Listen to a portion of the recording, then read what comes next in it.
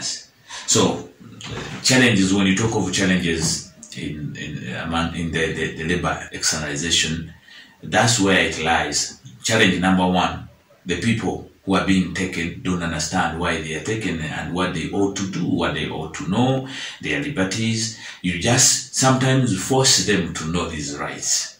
And in the way of doing that, or in the so doing that, you find some of them still feel they should be supported by the very people, or I call them the perpetrators of their suffering. I'm sorry, because if you do not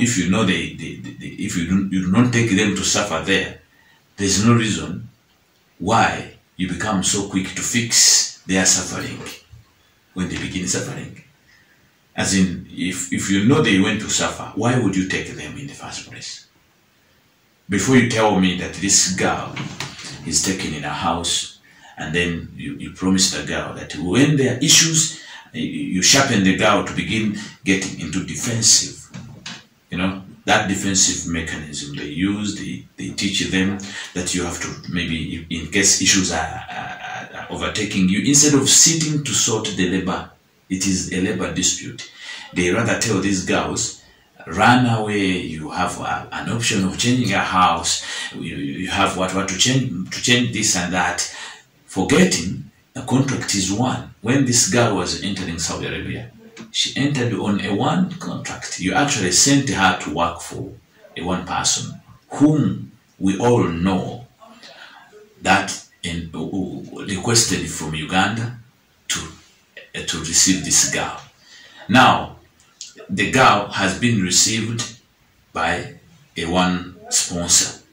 That sponsor, we believe, is the one to responsible for this girl. While others may say that these girls have a free, they can be free to change houses as they want. Yes, it is to their liberty. You cannot tie them there because it is not a prison. But how about a question? Have you forgotten that the person who initiated this girl's coming was the one you are encouraging the girl to run away? Don't you know this man scoped out around 15 millions in equation to the Uganda shillings, 15 millions to buy this girl, to sponsor this girl. So you want to say this girl can work better when she's in the hands of the one who did not scoop out this money.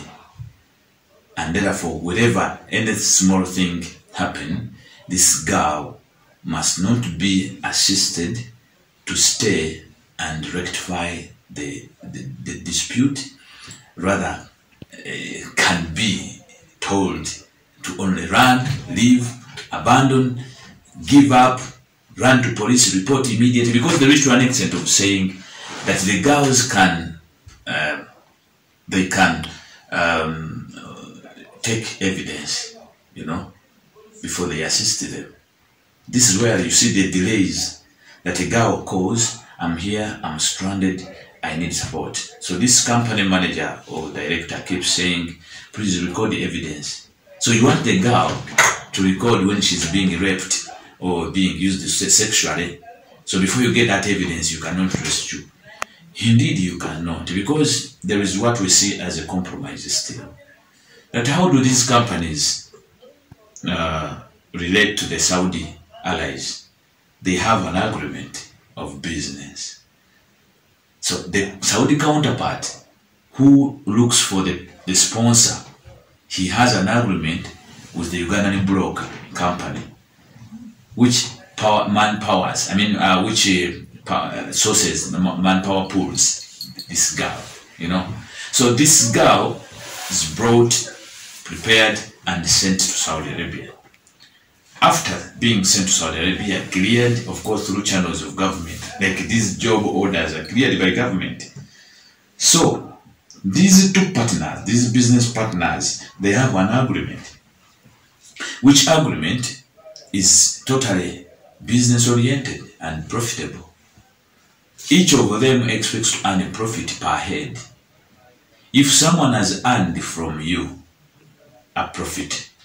How do you tell me that this person will be in position to call his counterpart and put a demand or a command that my girl must be paid, my girl ABCD? One will say there are business terms maybe, but the rights cannot be negotiated that way. Rights, human rights, these are liberties given to us. We cannot negotiate them that way. It is a must. Why would you want to say that a worker's right has to go into your business negotiations?